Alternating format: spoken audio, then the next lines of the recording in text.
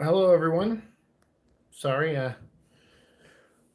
not feeling too good today. Um, I've been sick for like probably a little over a week now. I'm really hoping it's not COVID. That's my main concern right now. It's just because with all my other health problems, I think it would cause a lot of problems for me if that were the case. Um, but I have a little cough, stomach ache, chest hurts a little bit, headache, no fever, um, and some of the stuff comes and goes. So I'm doing the best I can. I went to work yesterday and worked a full day, and it really made me even more sick. And then I tried to do that again today because this is my only other day to work this past week, other than like the few 2 3 hour shifts I got here and there. So I'm trying to like pay bills and make money. And I went in today and I couldn't even last like 3 hours. So it's rough. But while I've been sick and laying in bed and stuff, I've been reading these articles about Ray Fisher, who is plays Cyborg in the Justice League movie, as many of you know. And I also read some stories about John Boyega, so we might talk a little bit about that too, just briefly. I'm more interested in the Ray Fisher stuff because um, I don't know. I guess this is I'm of two minds of it. Hey, what up? How's it going? Hey, how's it going? No one. Good to see you. Welcome to the show. Um, I'm of two minds of it, so I want to talk to you guys about it. So we'll get into this here in a second. Let's talk about the John Boyega thing first, because I don't have too much to say. I miss you on Insta. Hey, I miss you guys too. I actually was on Insta, I think yesterday, or yeah, was it yesterday? On my computer. Like the thing is, I don't have the apps on my phone anymore, so I can't go on my app. But the other day, just out of curiosity, I went to see if there was any messages about people getting in touch with me, because I was like, oh, I'll keep it around. I can check for messages from time to time for people who are like didn't see my post about my email. So I was like, oh, this would be a good way to kind of hear from them. And I could tell them like, here's my email, so I have the thing still up. So I was on it yesterday. I didn't do anything on it. I just looked at messages and I was out in like 10 seconds. Um, but like I said, I've been seeing these posts about not just on YouTube. Videos have been popping up about Ray Fisher. Some people calling him like a whiny crybaby. Other people, saying he's so brave for everything he's done. And I am honestly of two minds of this. I'm not going to call him a baby by any means. It's very disrespectful. I don't know the guy personally, and I'm also not going to call him brave, although I do stand by what he's doing. And I'll kind of explain what I mean by that in a second. But we'll talk real quick about John Boyega because that's not a major thing. Because I don't feel like what John Boyega said was controversial. I think a lot of people were like making this big deal out of it, and they were like kind of tapping him on the back for saying what he said. And I'm like, you can watch most people who made YouTube videos where they reviewed The Last Jedi and Rise of Skywalker and even Rogue One, I think too. Most of the reviewers of those movies on YouTube will point out the fact that Disney uh, puts in diversity but doesn't do anything with those characters. So I thought what John Boyega said is 100% accurate, but it's not something that's I haven't heard before or even haven't said before. I remember seeing Force Awakens and saying, I like Finn. He's a really neat character, a former stormtrooper, broke his programming, broke the brainwash. What is that? Is he force sensitive? Like, there's got to be more to this character. And then I proceeded to watch two movies where they did nothing with that character, absolutely nothing with that character. And so I agree with John Boyega's comments, but again, those were the same things I said in my reviews of the movies and what other people have said about their reviews of those movies. So when John Boyega comes out and says, Disney just slaps a diversity thing on it and tries to get all the praise, but they don't actually follow through and make those characters feel like real characters. Yeah, you're right. It's 100% true. Everyone thinks that who watches those movies. It's called pandering, and nobody likes being pandered to. They'll put a Chinese character in a movie and say, "Hey, we got Chinese representation," and they just do that because they want more money in China. And then, in China, Star Wars movies don't do well because nobody over there grew up with Star Wars and they don't give a crap about Star Wars. And I don't really blame them, to be honest with you. So to me, I'm like, you're right, John Boyega, but it's not a controversial thing. But I agree with John. I think he's 100% right about that. Like we just mentioned it the other day on New Mutants. I said, New Mutants actually had two gay character leads in the movie who end up saving the day at the end. Um, but yet, Star Wars will say we have two gay characters in our movie, and they like kiss in the background, or there's like one quick cutaway shot of two girls kissing, and then they go back, and you're like, what was that? Like, so, so that's what I'm saying. Like, so even in my New Mutants review, I took a shot at Disney for what John Boyega said. So I agree with him. So that's all I really have to say about the John Boyega thing. Um, no one says I support the idea of Black Magneto, especially if Giancarlo Esposito does end up playing him. They could use any of the past third world genocides, wars to justify his hatred for humans. I mean, you know, I like that actor tremendously. I would say if you're gonna play with the races of those characters, of the X-Men characters, to me, I feel like Xavier is the better bet for being Black or African American, or he to me is the better bet. I think Magneto. Yes, Giancarlo Esposito would do a great job with that character. Magneto's one of those villains that you kind of sometimes agree with, but you have to remember at the end of the day, Magneto is the villain. So to me, you could do something where it's like, you don't want to get too on the nose with your metaphors. You don't want to do like, you're right. I mean, there's a lot of horrible, wars and genocides that have happened in the world. I think if they're going to do them Black, they should do both of them Black and increase their dynamic. Just my thoughts. I mean, to me, it doesn't. The race ultimately doesn't matter for these characters, but like at the same time, if you had to pick one of the two, I would say probably Xavier, in my opinion. Part of Magneto's thing is that he's, what happened to him in World War II. Now, granted, that's going to be really hard to do nowadays and make it set in current day. But you can also do something where he found a way to de-age himself or age slower, or you could come up with something. They did that in the comic books where he got younger and stuff. So to me, I think you have to stay true to these characters, and Xavier is just the easier transition to do something with his race because he can come from the civil rights movements. He can come from a lot of things. He could have been a kid during that time. There's a lot of great things like that you could do that mirror the real world kind of. So yeah, I don't know, but he's a good cat. That's great casting though. I think he would do a good job as Magneto regardless. For me personally, I would probably go more the Xavier route with that. But to me, I care about getting the right actor for the right part.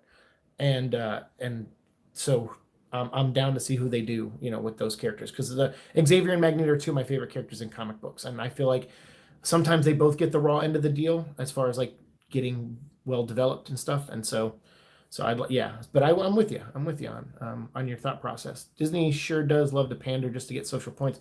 They don't really allow it to happen organically. They tend to be more in your face about it. It's funny. It's like what Warner Brothers tries to do, where they're like, "Hey, let's just get right to these juicy stories that people want to see. Like, let's cut some corners and go right to Justice League, and let's make the first Flash movie Flashpoint movie, and let's do let's put the Doom Patrol and Hawk and Dove in season 1 of Titans to get backdoor pilots in on our first season." They love to rush to do things and not earn jack shit. Disney is their faults are that pandering thing where they're just like they rush to be the first to do things, and it's funny how much they fail at it. I saw something the other day with Star Trek actually, which I thought was funny, where they said Star Trek Discovery, which I still love that the initials for that show are STD. But they say Star Trek Discovery is going to have the first non-binary character in it and the first transgender character, and I'm like, have you not watched Star Trek? Both of those things have happened on Star Trek before. like when I was a kid, actually, Riker fell in love with she was part of a race that didn't have gender, but then she chose to be female, and he fell in love with her. And I'm just like, there's already been stories like this in Star Trek. Like, you guys are decades behind. No one says, I wish Idris Elba wasn't already an MCU. He'd be great. Beast. Oh wow, Beast, huh? See, the thing is, you got to be careful with that too, because I notice people get touchy about that online, about, all right, let's get this Black actor and cover them in blue paint, or let's get this Black actor and make them a CGI character, and stuff like that. It's like if you want representation, you gotta have the representation. So Idris Elba as Bishop would be badass. Bishop's one of my favorite X-Men. So I want Jeffrey D. Morgan to be Sabretooth so bad. I don't know, but I think he'd murder it. Either that or Daniel Craig. To me, they're both too small to play that character. So was Liev Schreiber, but yes, Warner Brothers does love to rush. Yes, they do. So let's talk about Warner Brothers. Let's the whole point of this live stream, because I'm of two minds of this Ray Fisher thing. So let's kind of shift our focus to Ray here for a second and give this young man our time. I noticed him and John Boyega are like 10 years, a couple years apart. Like Ray Fisher's only like a couple years older than him, so they're similar ages. And I only bring that up because that is partly some of my like of two minds thing. So I'm not an ageist. I'm just going to mention work ethics of people of people of any race or any gender between those ages, sometimes including myself. I want to talk a little bit about my mindset when I was 32 years old, which Ray Fisher is, because I've actually been through something similar that Ray Fisher's been going through. I believe when he says he had a terrible time making this movie. He talked about how Justice League there was a little vague. He said something like abusive and gross behavior. Now those are specific words, but they don't specifically say what happened. And now if there was real abuse, he should be able to talk about that freely. I've heard lawyers discuss this in other videos about other topics, so maybe it doesn't apply to the entertainment world, but as far as I know, it doesn't matter if you sign an NDA. An NDA mainly protects you from talking about the movie and a couple things regarding the movie and the making of the movie. But if you were actually hurt and abused on a film, there's no protection for the people who wrote the, like there's only the intimidation, right? Like they'll intimidate you to not say something, or they'll settle with you. But you have no idea how many times people have been accused of wrongful doing on movie sets, and it just never makes the papers because the studio doesn't want to get it out there. They're like, hey, what do you want? We want money. Here's some money, go away. And that's what happens a lot of times. But occasionally you run into somebody with principles, like Mr. Ray Fisher here, who clearly has very strong principles. And I can respect that, because when I was in his shoes in a similar situation with Lego, now this is something that might shock some of you guys, because I don't know. I never talked about this before. I've talked about having hard work days at Lego, and I'm still not going to go into all the details, but I had a really rough time at Lego my last year there. Hey, Padilla, how's it going? Hold on, Men in Tights, let me read your comments real quick. I do look forward to seeing Idris in Suicide Squad. Me too. He's going to, yeah, Bloodsport. What a cool character for him to play. Ray Fisher not going into specifics or what happened is probably advised from whatever legal reps he has, which I imagine that's probably true. I think there's just some things that they're just telling him, hey, don't say this because it can open us up to liability lawsuits or whatever. Let's get some facts in there first, or let's find ways to prove some of this stuff, and then we can go forward. So I agree with you. Hey, what's up, 2000 Man Reborn? Good to see you again. Thanks for the 5 thumbs up, everybody. Thank you. I appreciate that. So Ray Fisher, like I said, he has, he's very committed to shining a light on these horrible things that he went through. Now, I don't know what those things were. Some of them may be over creative stuff, because I don't see him denying that either. So let's take a few steps back. A few months ago, he mentioned that back in like 2017 or something at a Comic-Con, he said, yeah, Joss Whedon's the right guy for this job. I think they did a good job bringing him in, or whatever the comment was. I don't remember the line that he said specifically, but he said it on stage.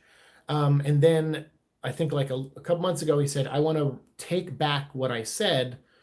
And I think he was doing that because now the version that shines a spotlight on him is coming out. We're getting Zack Snyder's Justice League. And that obviously is good for Ray, because I think he's like, hey, people can see what this character was meant to be. Because I guess Ray, probably like a lot of people, didn't like the version that was in the Joss Whedon version. Now, if you go back and watch my Joss Whedon review, I like the movie as far as like, I like it in the way that you like Batman and Robin. It's dumb, but there's stuff in it that I wish wasn't there. There's definitely that for sure.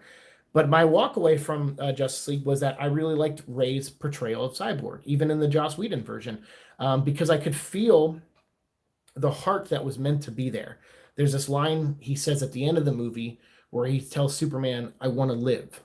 like they're trying to dismantle the mother box, and he says, "I want to live," and Superman says, "I do too."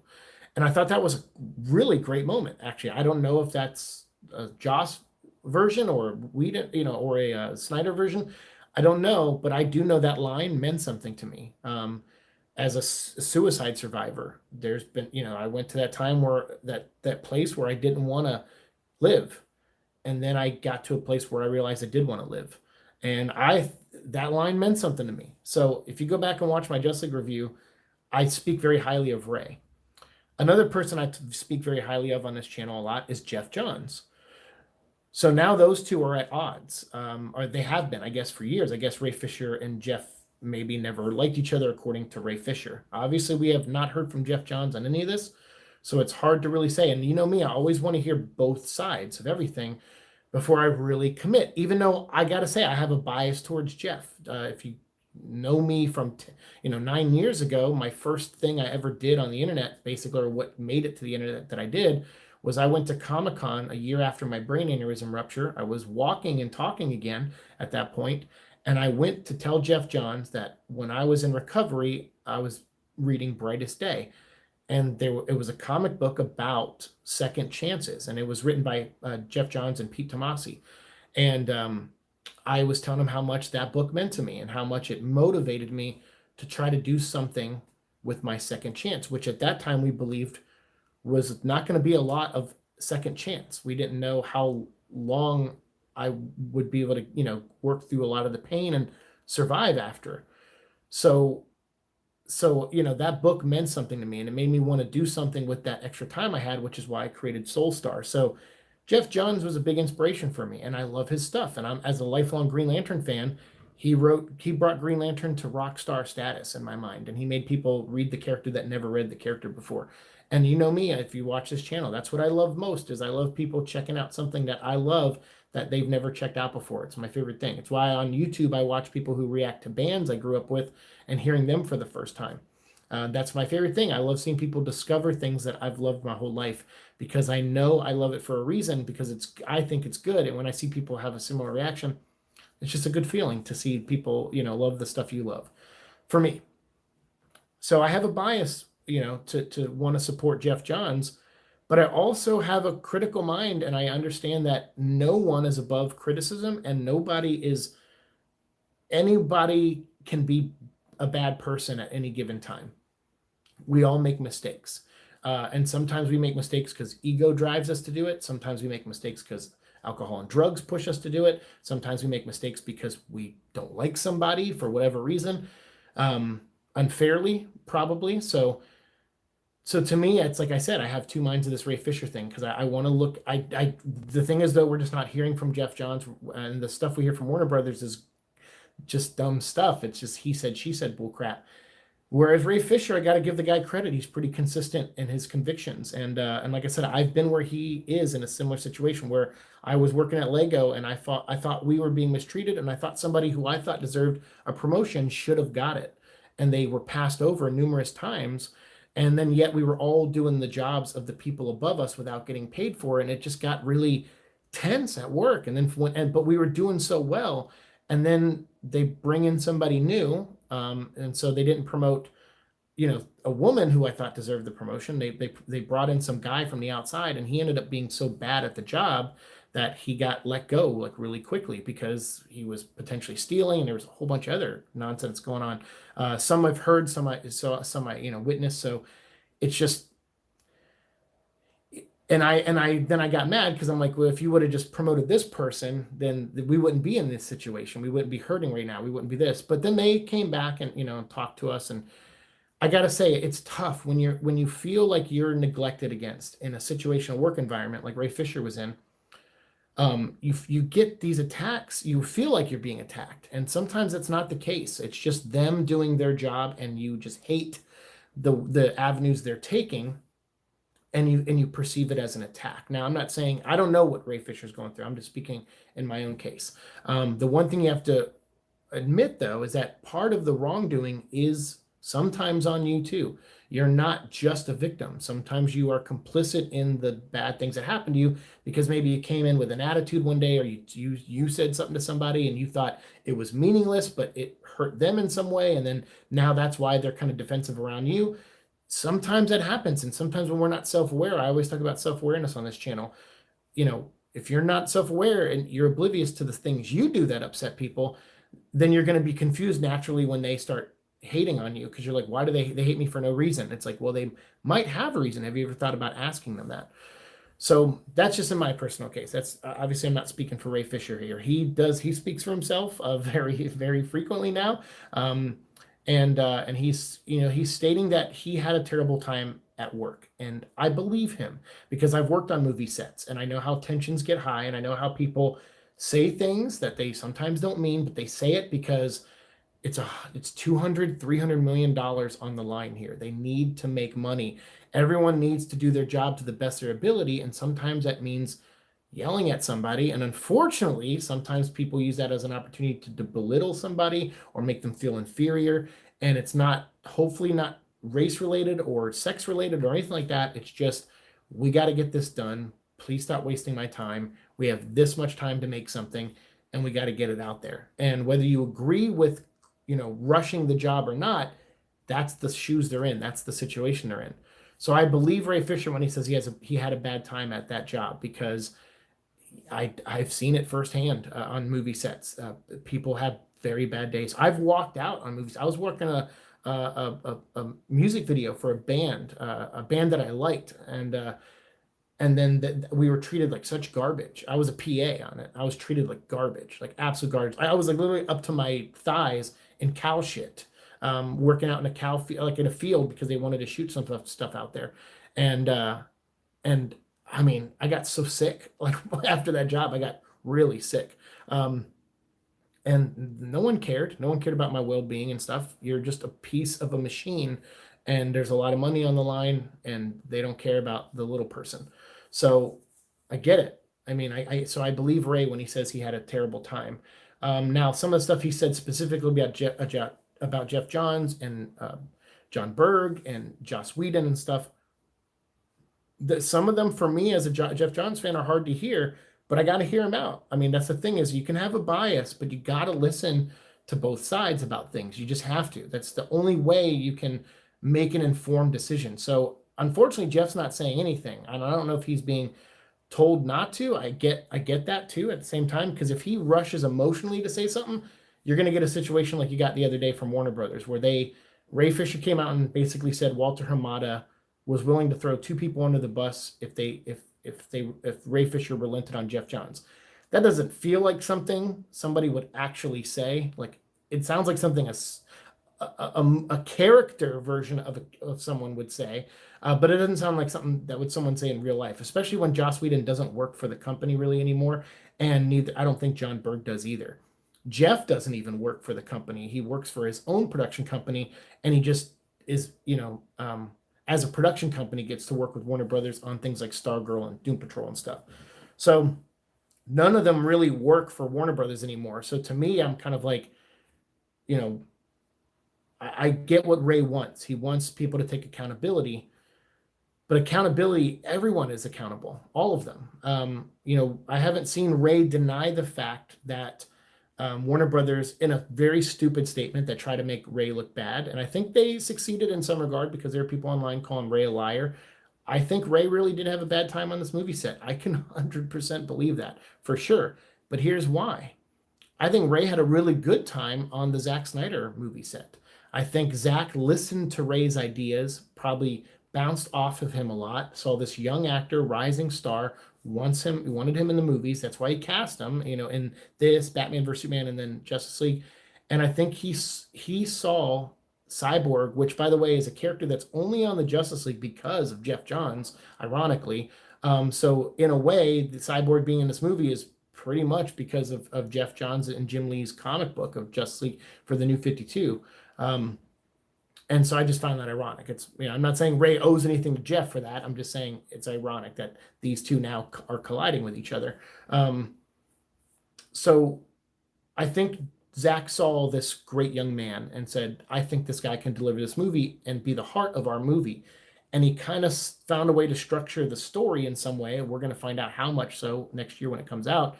But he found a way to structure the story around this young man who was a football player who gets injured and becomes cyborg, right? And he's apparently going to be the heart of the film, which I still felt like he kind of was in Justice League by Joss Whedon, because like I said, that line he said at the end where he said, I want to live, I connected to that line. It made me think about me coming to that revelation after my suicide attempt. Like, I do want to live, and I should stop feeling bad for myself and blaming other people for my problems. I should start trying to just tough through this stuff. These are the cards I was dealt. This was the choice I made in my life to where I am here, where I'm at now, and I need to just move forward. I just keep moving forward.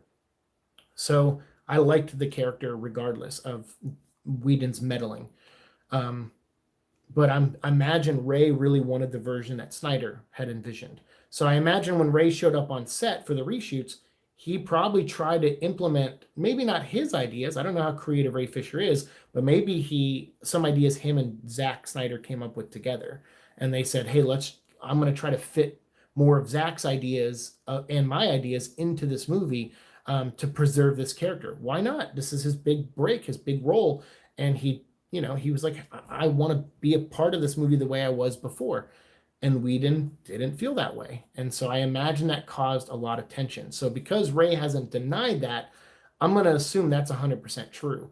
Not that Ray has to deny every little thing that he's, accused of, but that lines up with things I've heard anyway regarding, this movie, because that's when I started getting in touch with more people at Warner Brothers and stuff, is during the time of this movie being made. And that's how I met Dave the Film Junkie and all these other great people. So to me, I was like, well, that kind of lines up with some things I've heard, but the Jeff Johns stuff, I've never really heard anything bad about the guy other than sometimes he can be hard to work with, especially on movie sets.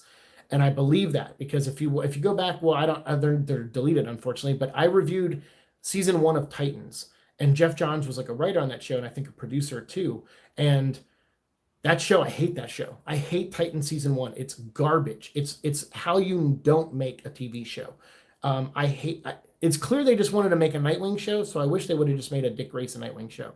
And it still seems clear because every other character that pops up, they pop up and do very little, and then just to progress Dick Grayson's storyline. So to me, I'm like, why didn't you just do a Dick Grayson show? That's what they should have done anyway. But in that show, the second episode was like a Hawk and Dove episode.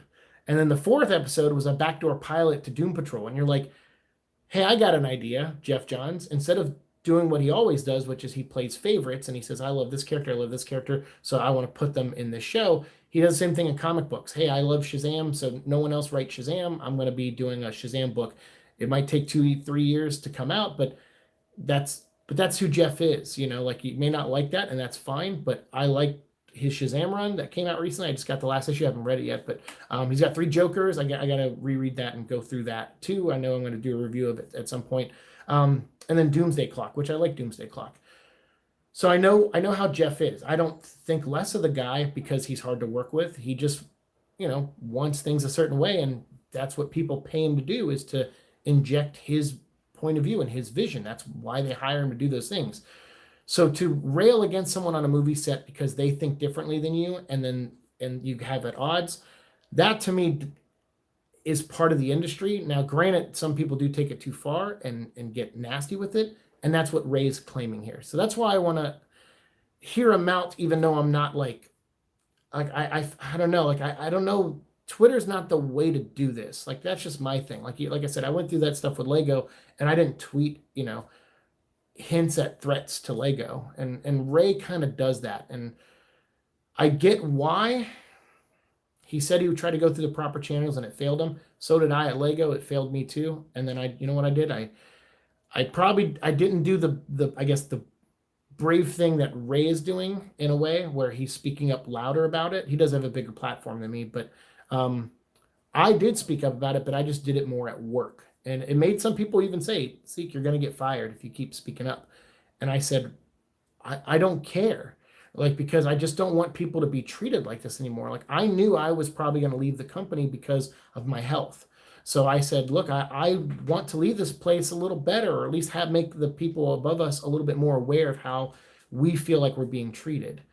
And I can appreciate that's what Ray's trying to do too. So that's why I'm at least willing to hear him out. I mean, I may not agree with the way he's doing things, and I still feel like some of the things he says, they don't, I don't know, they don't line up with me in some way, but I'm still willing to hear the guy out, and I'd be willing to hear anyone out that is involved in this. And if he has other people that support him and other people that he's accusing against him want to speak, I'll listen.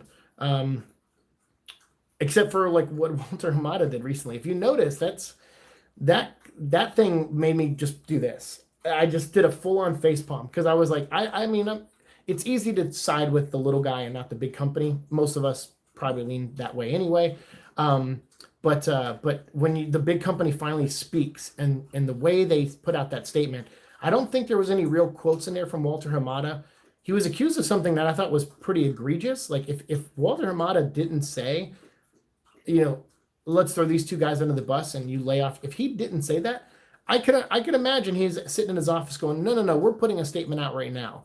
But of course they used the rap, which I think is Humberto Gonzalez's website, which for those who don't know, Humberto Gonzalez is like this big scumbag dude who likes Jeff Johns as much as I do. Although I think, like me, I'm willing to hear everybody out.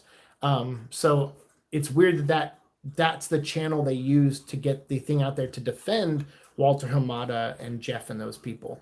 It's just weird they use the rap to do it and not something like Variety or Deadline or somewhere else or whatever. So I don't know. If you hear lapping of water, that's Echo in the background, just lapping up his water. So anyway, let me read some of your comments and we'll get back to this real quick. Hey, what's up, Deadeye Shots? Man, it's been a while. How are you?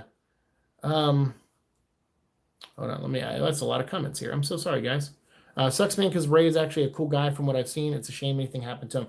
It's a shame anything happened to him. If what he's saying is true, like I still have to say if what he's saying is true, because do I think he had a bad time on the set? 100%. I believe that. No doubt about it. It's clear he had a terrible time working on that movie. It's 100% clear. But did he have a bad time on it because just things didn't go his way all the time? That is the part I don't know.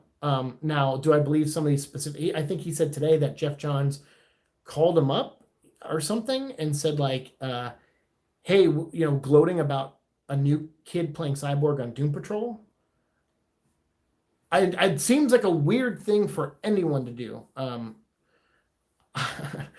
What I keep, but it's not a but. It's I don't know. It's hard. If you don't remember, so I think the main thing too here is what Ray is mad about is that while filming, and I've heard this too from people at Warner Brothers, so to counterbalance oh, we didn't do anything wrong. I've heard some people say, well, these are some things that were done kind of crappy, which is I guess on the set of Justice League during the reshoots, there was trash being talked about, like the previous version, like, oh, we're not doing that. That was in the last version, and that sucked. So we're gonna change it around. I heard some of that was going on. I believe that because I've been on movie sets where that's happened. In fact, Bryan Singer did that on Superman Returns. Anytime somebody would come up and challenge him on what he wanted to do for Superman Returns, he'd open a binder. He'd be like, where's my binder? Where's my binder? And he'd grab a binder, open it up, and show a picture of Nick Cage Superman. And he would just say, this is what you guys were going to do before I came along to make a good movie. But he didn't make a good movie, Superman Returns, although I love Brandon Routh. That movie's really bad, really terrible Superman movie. So yeah, so that's what I'm saying. I can believe the trash talking for sure, and I'm sure that upset Ray because I think he developed a real friendship with Zack Snyder, which makes a lot of sense. I'm also kind of curious if they have such a great friendship, why Ray Fisher wasn't cast in Army of the Dead.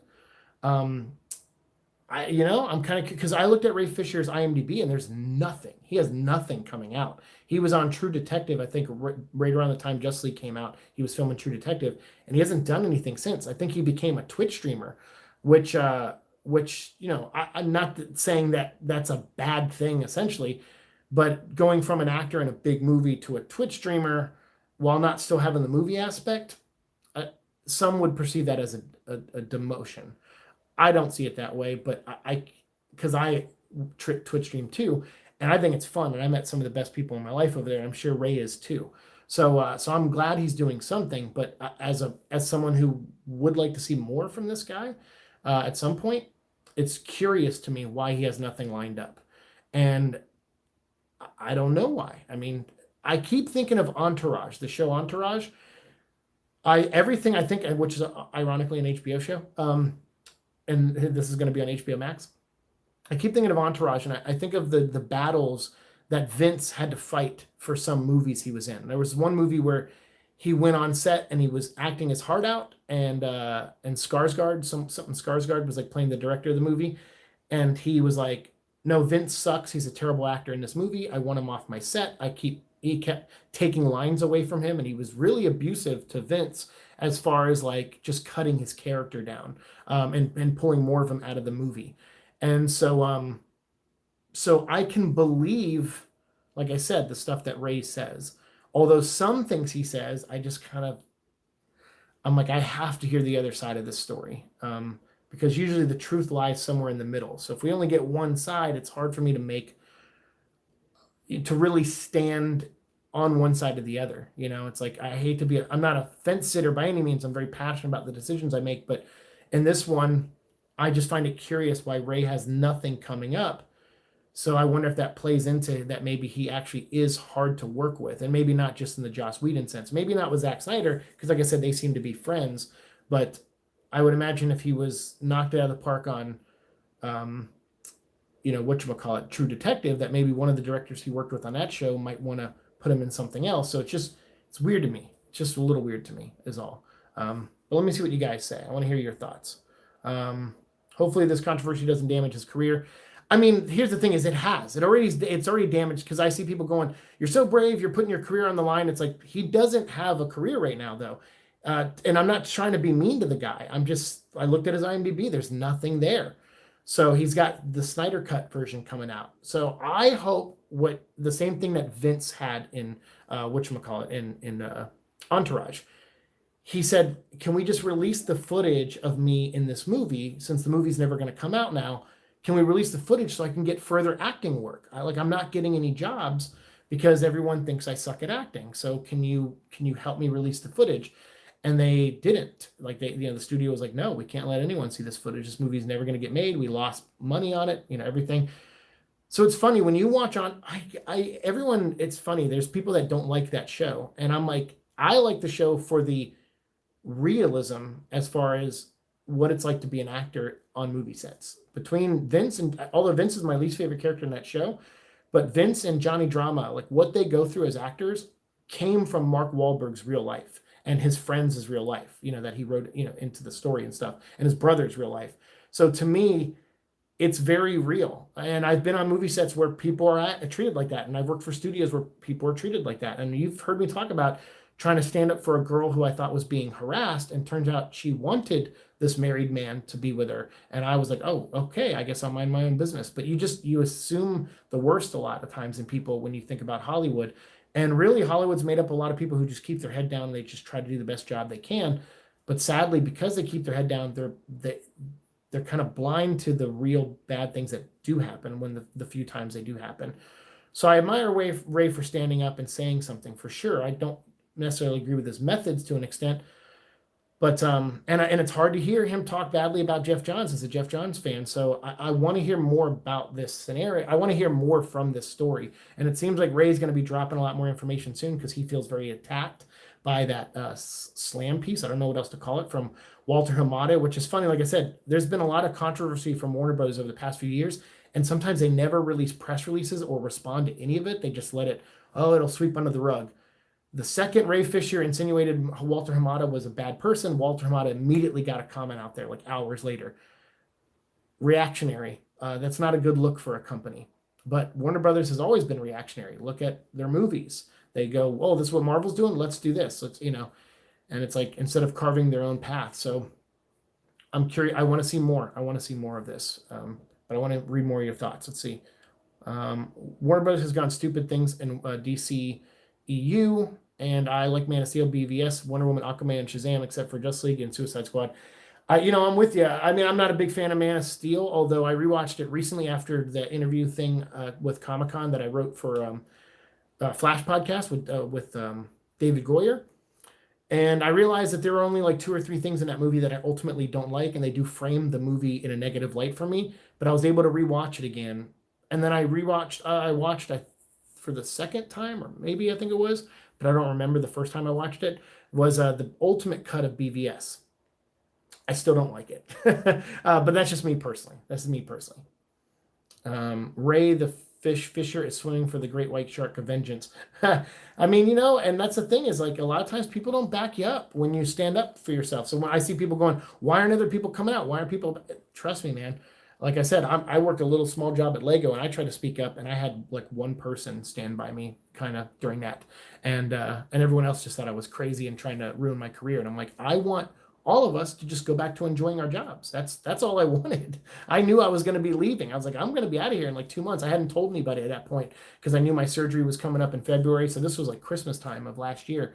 And I knew I was going to be leaving. So I wasn't doing this for me. I was literally not doing it for me. And I'm not trying to tap myself on the back as some kind of hero. I just was like, tough days are ahead of me and I can't stay and work this job anymore. And I'm going to have to move closer to family. And so I like all you guys. Like some of you may not like me, but I liked the people I worked with there. And I just wanted them to have a good work environment after I left. And maybe that's not on me to be responsible for that. Maybe it's a little ego to think I could have made a difference, but I think a difference was made. But it was collectively. We all made it. It wasn't just me. And so I'm glad. I mean, I'm hopefully things are better for them.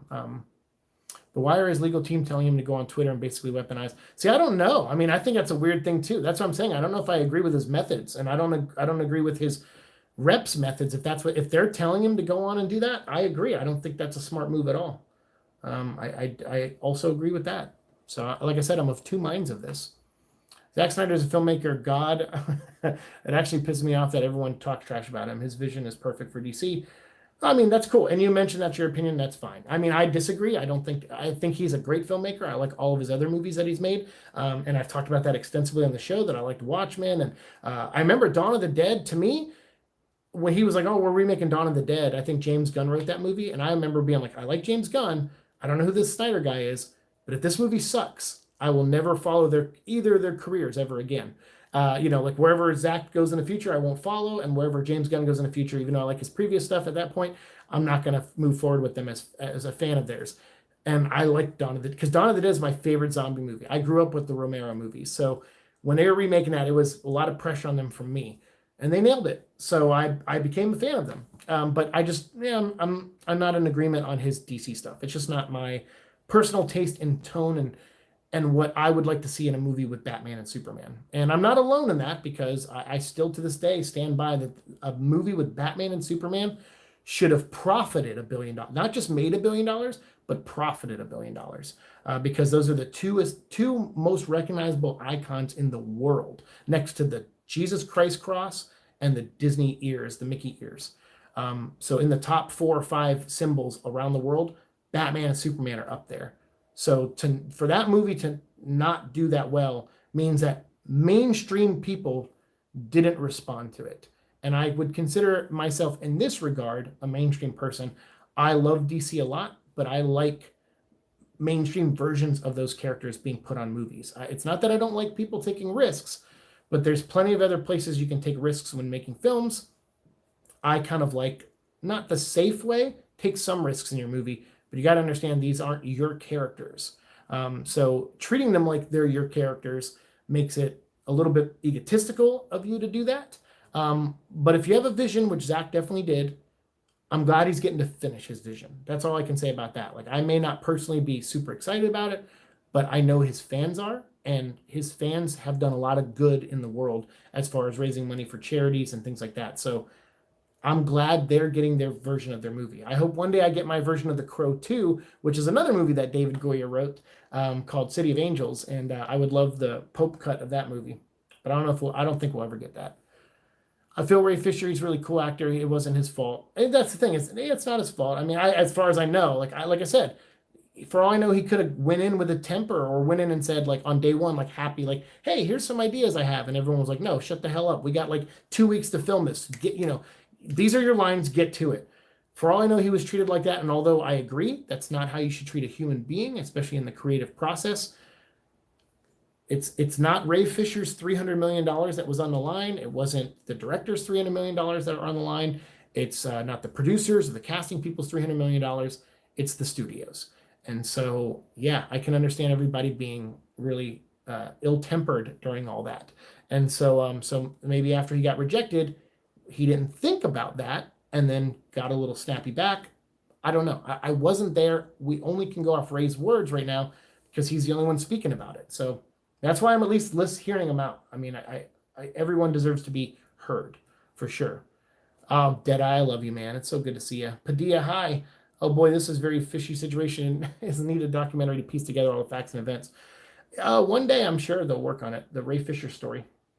I respect that Ray Fisher essentially doesn't care about what happens to his career after this because he is that confident that the truth will come out about whatever. Well, that's the thing is like sometimes when people are too confident, like, oh, I'm going to win. You don't know that. You don't know where the road's going to. You could sit there and say, oh, I'm playing chess and you're playing checkers. Like you can play those games and say that you're doing that stuff, but life turns on you in an instant. And things don't go your way in an instant. And that's reality. Trust me. So I hope the truth does come out one way or the other. Whoever is at fault, usually in these situations, everyone's at fault. There is no good guy or bad guy. Although I respect Ray for at least standing up for, himself. That's admirable. Most people don't actually. And then when you do stand up for yourself, sometimes it's hard to motivate others to stand up for themselves with you. So when people say, oh, why aren't the other cast members coming out? I'm like, there's probably a million reasons. Maybe some of them weren't treated the way he was. Maybe he kept pushing those ideas every day and people were maybe got tired of hearing it. You don't know. Like Ray may think he didn't do anything to instigate something, but maybe he did. Maybe he's not self-aware enough to notice what he's done. That's all I'm saying. But I'm not trashing the guy. Like I said, I think it's right to stand up for yourself if you feel like you've been mistreated. But I hope the truth comes out, and I hope everyone can just, go back to making stuff together. That's the main thing. I think as fans, we don't really want to hear about the drama because, that's the thing about movies. It's like, and I see accountability over entertainment. It's like, I get that, but most of us just want to be entertained by our movies. Most of us want an escape from reality. I understand movie sets are awful environments sometimes. So, and there bad things happen to good people in the entertainment industry. So I agree. And those things need to be spoken about. So if that's eventually what will come out of this, then I hope the truth does come out. So we'll see. Me too. I reserve my opinion until much more is available. Don't want to misjudge the complex situation since Jeff and Ray both seem like good guys. In my mind, that's how I feel. Like Ray Fisher seems likable when he's a charismatic dude. Although I feel like when he talks, he sounds like just like Cyborg. Like it doesn't seem like there was a lot of acting, in my opinion, for him to play Cyborg because he just seems like he's being himself, which is fine, I guess. Maybe he was just like really connected with the character. Maybe saw a lot of similarities in himself and said, I'm just going to play it this way. Totally understandable. But I still, like you, I want to hear more. I'm going to certainly give my opinions, positive and negative, about Ray, about Jeff. Like I said, I like Jeff. I like his work. But I, too, have heard that he's hard to work with on movies from, other people. Does that mean he should be, like, fired for his job? I don't think so. At least the stories I've heard that say he's, like, can be a handful.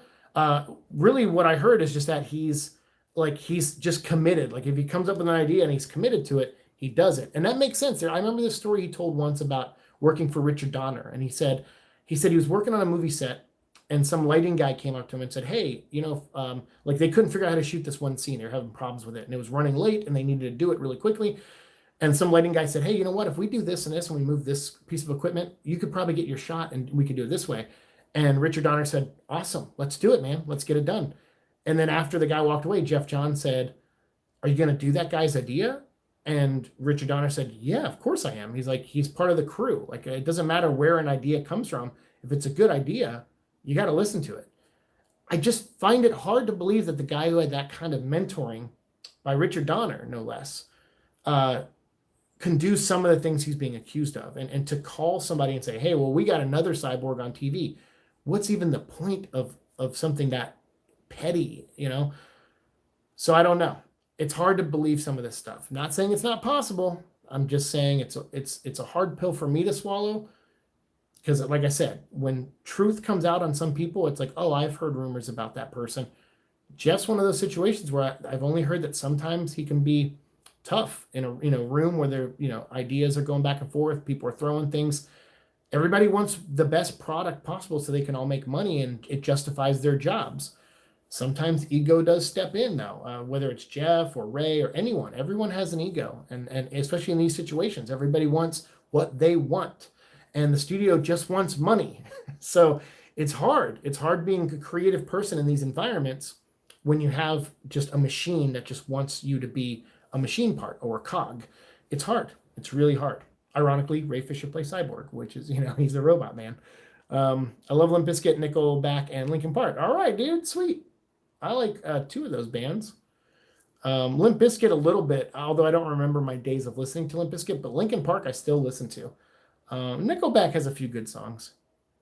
Reborn, what about Power Man 5000 and Soil? Ooh, those are good bands. They're great too on my list. Oh, you guys just stop listening to me. That's so lame. They treat you like a cog. I mean, that it sucks. Hey, what's up, Henry? I mean, I expect it, but come on. Well, that's the thing is like most people do expect to be treated like a piece of machinery. So I like that Ray is like, no, I don't think people should be treated that way. And maybe he's right. Maybe after decades of movies being this toxic, horrible environment of stress and pain and anger, because they do all these behind the scenes, like with Star Wars, like, oh, everyone was so friendly on set and blah, blah, blah. No, man, making movies is tough, and and passions collide all the time, ideas collide all the time.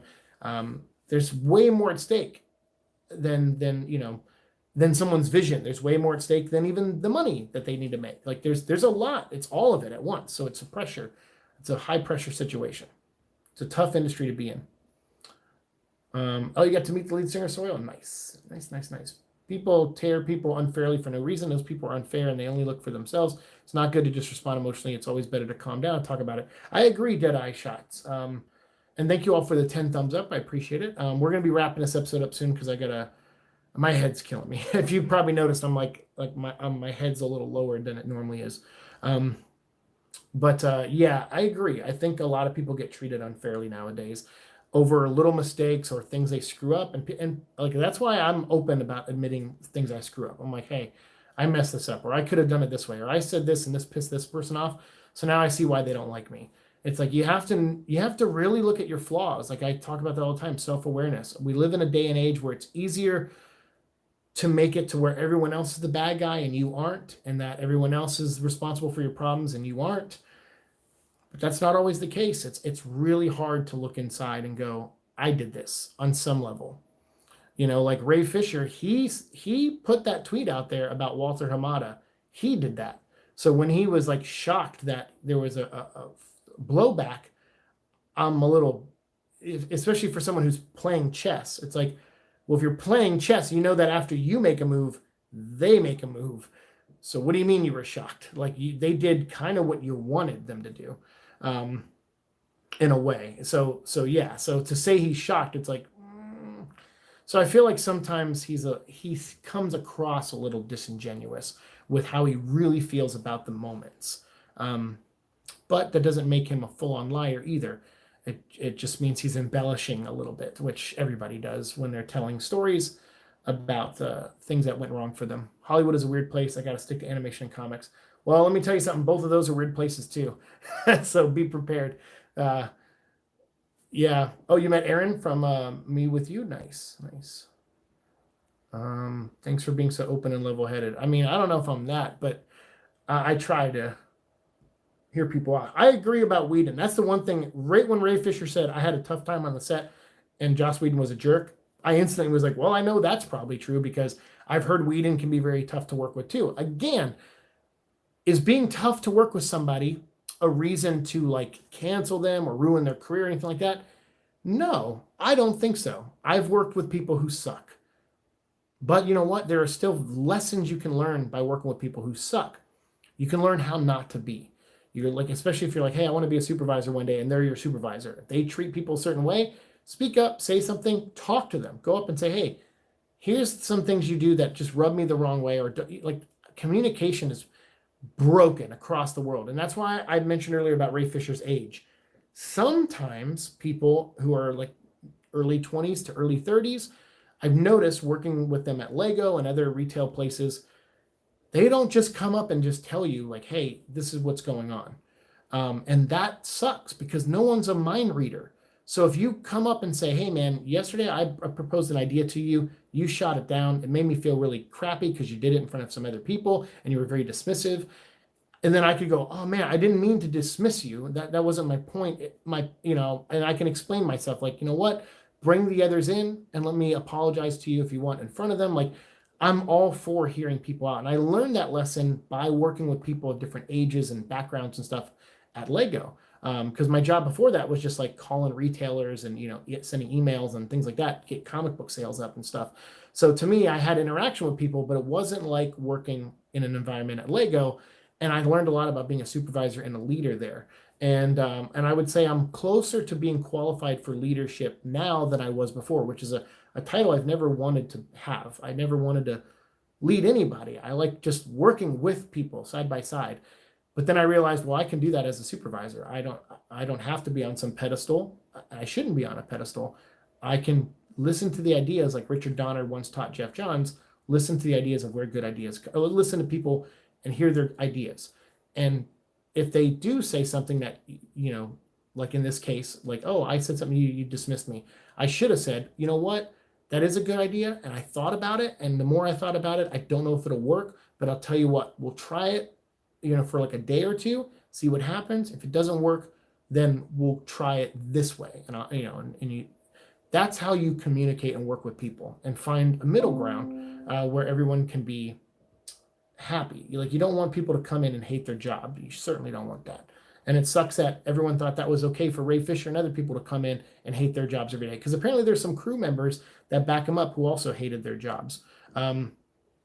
So that sucks. Joss Whedon does have quite a bad reputation. More people with Fisher coming out with stuff that he's done. I agree. The one thing I was curious about it, and I saw Dave Film Junkie talking about this, was women coming out saying they were accusing Jeff Johns of sexual stuff. And to me, I'm like, I read their statements. The one Dave the Film Junkie shared, literally, he didn't even read it on his episode. I was really blown away by this. And then I think today he made a video where he said, do you guys even read the stuff you retweet? I'm like, well, technically, Dave, you didn't read a tweet on your own show that someone accused Jeff Johns of. There's a couple of people that worked on the Snyder Cut that really just hate Jeff Johns because, like I said, from what I heard, he's hard to work with. So they hate the guy. So it seems like they're using YouTubers and feeding them stories to get them to help spread this hate. That's what it seems like. So it seems like someone else is playing chess and some of these YouTubers are pawns for them. Now, I'm not claiming that for Dave Film Junkie. He's a great guy and he's an independent thinker. But I just found it weird that he would bring up this tweet and not read it on the show. So I read it, and the girl's claims against Jeff Johns, at least in this case, was he hit on her one time, and then after that, didn't. So I was like, okay, so he hit on you. You were working on a trailer or something. He flirted with you. Maybe saw there was no interest there because you seemed grossed out because maybe you're young and he's older or something. I don't know. I don't know what the situation was. I wasn't there. Maybe he wasn't flirting at all. Maybe he was he's an awkward dude and around women. I have no idea. I don't know. I'm not a woman. So anytime I was around Jeff really briefly, he wasn't awkward around me. Although he was a little awkward when I met him because I can imagine hearing some kid say, hey, you wrote a book that helped me bounce back from a brain aneurysm. I'm sure he was probably nervous around me. But still, there's she said, oh, he hit on me, and then after that, if I needed something, I would email him, and he sent over some books that I donated to a young girl to read and stuff, and he was pretty nice after that. And I'm like, so what did he do? So that's what I'm saying is these accusations come out. Sometimes they come out from accounts that have 3 followers, and it doesn't mean you shouldn't believe it because it could be the real person creating a fake account so they can get the information out there because they're too nervous to step forward. That's entirely possible too. But you got to be very careful on the internet with accusations. And when I saw that one and I saw it pop up on Dave's channel, I paused the video, looked at the person who made the comment, went to their Twitter and read the comment. I'm like, it sounds like Jeff maybe flirted with you. You didn't respond. He took note of that. And then the few times you met him afterwards, he didn't hit on you again. I mean, so that's what I'm saying is like, we live in this world now where guys can't hit on women, but I understand in the workplace, I can understand it's a weird thing for women for sure. Is that being hit on at the workplace is kind of definitely where they don't want to be hit on a lot of times. They're like, hey, I'm just here to work. I need to make money. I need to survive. And then I will have a nightlife or something afterwards. So I can understand that from her perspective, is that she was like, dude, creepy. But if he didn't do it again, then I'm kind of like, all right, well. But then you have people saying, well, I've heard he's done this, and I've heard all these other sexual things he's done. It's like, but who are you hearing this from? Are you hearing this from some producer or someone who worked on the Snyder Cut that doesn't like Jeff? Because then it's like, well, are you going to just outright believe them? If they're hearing it third hand, so you just got to be careful. That's all I'm saying. So I was just a little surprised when Dave mentioned that on his show and then didn't follow up with it or didn't even read the tweet. Because I'm like, if he would have read this on his show, he even might have said, oh, let me find a better example. Because I think there was like 2 or 3 women that came out and said it. So yeah, you got a Limp Bizkit canceled. Yeah. If I send you my comic, will you read it? Sure. Send it to the Parasite Podcast at gmail.com. The link or the email address is in the description box down below. Yeah, hit me up. Jeff Johns definitely a great comic writer. Doesn't necessarily mean he's a saintly human being, just like how Stanley Kubrick was a great director, but an absolute horrible human being. Like I said, nobody is above criticism. And though I love Jeff's work, if he did something truly heinous, I'm willing to listen to it. But I'm just surprised because I have not heard anything like that about the guy. And I've been in the comic and entertainment industry. And like I said, the only thing I've ever heard from people is that he can be hard to work with when it comes to creative stuff. But I've never heard anyone say he's been petty to them. Like calling Ray Fisher up and saying, hey, there's a new cyborg. We don't need you anymore, whatever he inferred. I'm like, it doesn't sound, I don't know. Is it possible? Sure, anything's possible. Anyone's capable of being a piece of crap. Do you get a YouTube channel with uploads? I don't know what that means. Yeah, email me the PDF. Do your thing. Or are you talking to somebody else? Hey, what's up, Vampire Hunters? Or Vamp Hunters. Nice. Yeah, Returns was sad. Yeah. Superman Returns had a lot of potential. It did, but they went to see. Here's my thing: is like Man of Steel went too far this way, and Superman Returns was too far this way. I want something right in the middle, like just something right in the middle of those two things. Deadbeat Superman Dad. Yeah, no, it's so stupid, so dumb. If the situation makes it a trial, it's going to be an absolute PR mess. Well, that's the thing is companies don't like things like this to go to trial, but Ray Fisher doesn't want money, so it's a really tough situation for Warner Brothers. They actually met somebody with principles. So this guy Ray wants to stand up for what he believes is right, and you can't bargain with that. Like it was, Lego couldn't really bargain with me either. I didn't relent on things. So I get it. So that's what I'm saying. I get where Ray is coming from. The Dawn of Dead remake was awesome sauce. It really was. What's up, X-Master? What's up? Zach has a strength and weaknesses overall. I'm supportive of his vision. Hey, that's cool. Like I said, I welcome Snyder Cut fans here. I know I'm not one of them, but when people are like, oh, you're just a Snyder Cut hater, I'm like, I'm not. Like, yes, I don't like his version of the DC universe or his vision for it, but I don't trash talk the guy. I don't at all. I like his other movies. Like, and I'm excited for Army of the Dead. I saw they announced that they're doing Tig Notaro is going to be in the movie now, which I thought was awesome. I went to a stand-up of hers once, and she flirted with me, although it was part of her act, because I believe she likes women. But I was sitting in the front row, and I was with a date, I think, and she was like, hey, are you here? Are you here by yourself? And I'm like, me? And she was awesome. She makes me laugh. Tig Notaro, I'm a big fan of. So I'm so excited she's in this movie now. And then also they're making a prequel and an anime to expand the Army of the Dead universe. So Snyder, if you, like I'm saying, like if you're out there and you're a fan of Ray Fisher's, like get the guy some work, especially Snyder. Apparently Ray Fisher really loves you and loved working with you. So hopefully, I'm stunned that Ray's not already in Army of the Dead. I don't think he is. No, he wasn't. He wasn't listed on IMDb. So I hope he can be part of this big universe that Zach's doing over there, because it seems like they had a good working relationship. To be honest, Warner Brothers did cut a substantial amount of deleted content that would have made Superman Returns more consistent and more sense, because there's a lot of plot holes and drop characters. I know I have the script of that movie. I still don't like the script either. Although it's weird because it was written by the guys who did X-Men 2, and I like that script, but I didn't really like the Superman script. Every director has their great films and their bad films, so certain directors are singled out. I will never understand. I agree. Everybody makes flops. Everybody makes bad movies. Everybody tries new things. There's David Goyer said it best at Comic-Con. You can't be afraid of the outcome for taking a risk. You got to take a risk, because very few times in Hollywood do you get a chance to when you're dealing with hundreds of millions of dollars. So I applaud people who do take risks, and I applaud studios who allow their creative people to take risks. Like Joker, a Joker movie without Batman, a Venom movie without Spider-Man. Those were risky, and those paid off big time.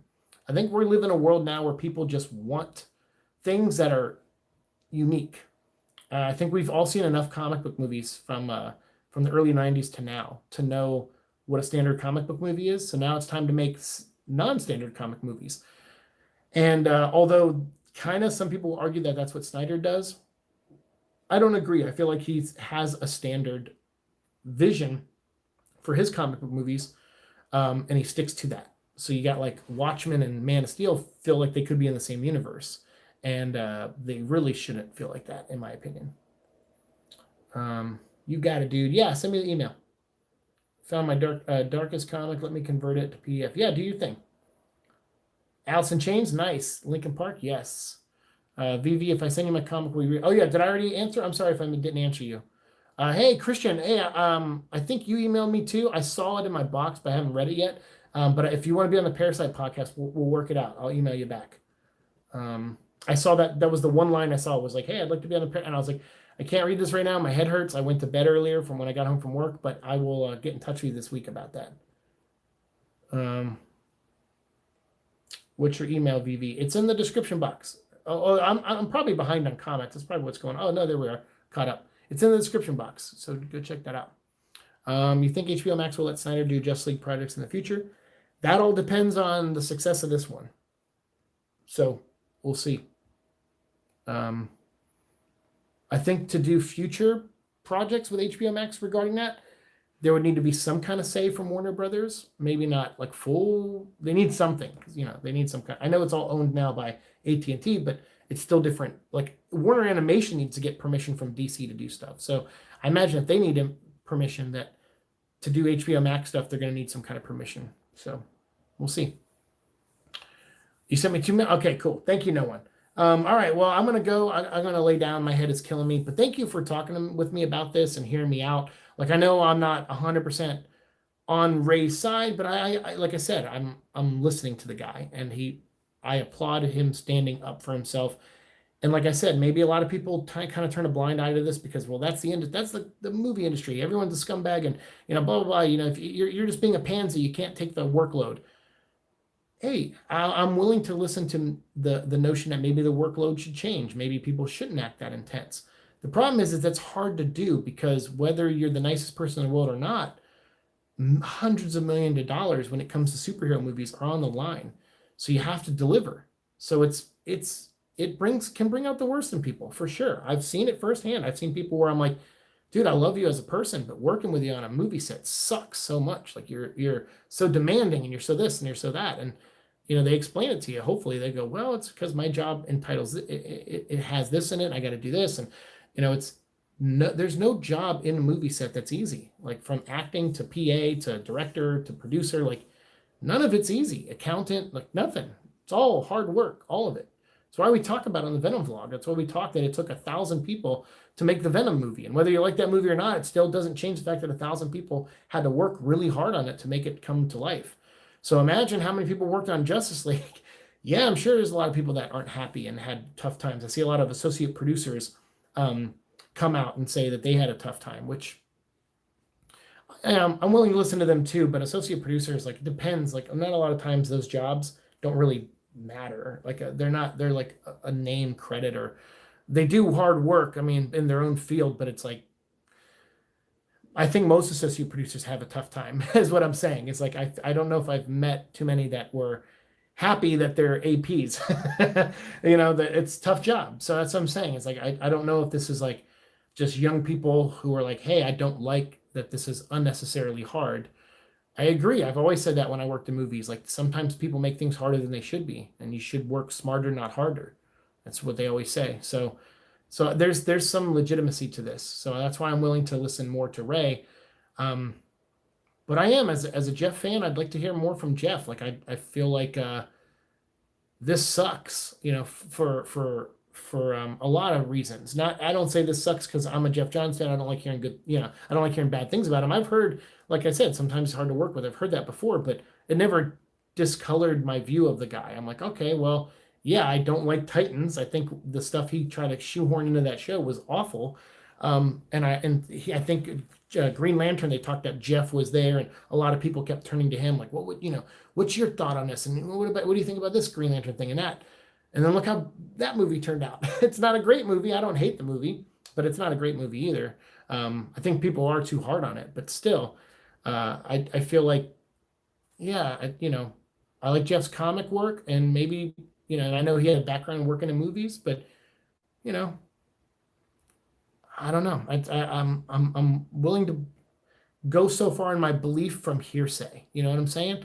On both sides. But I do think people coming out and just calling Ray a bad person and saying he's looking for attention, stuff like that. It's like, well, I don't know. I don't know what's going through Ray's head. I think that's a little harsh. Could it be true? Maybe, but I also feel like that's a little harsh. And I think you should probably listen more and speak less when it comes to situations like this. I think that's just healthy for all of us. So we'll see where this goes. And maybe like in a month or less, if things keep bubbling up on this, we'll do another live stream. We'll talk about it again. Enjoyed it. Thanks for the stream and answering all the comments. Have a good night. Hey, thank you. You too, man. Marvel Zombies is a risk, and it's on Disney Plus. But as a what if, hopefully it's great. I hope so too. But thank you guys. Good night to you too. Hug your loved ones. Say hi to your family. Call them if you haven't called them in a while. Life is short, and I've been thinking about that a lot lately. So be good to each other. Don't treat each other like crap. And don't make people feel bad for trying to do what they think is the right thing, even if you don't agree with them. And be excellent to each other, right? I just watched Bill and Ted, so maybe I'll do my review later this week. So thank you guys so much. See you in the future. Peace.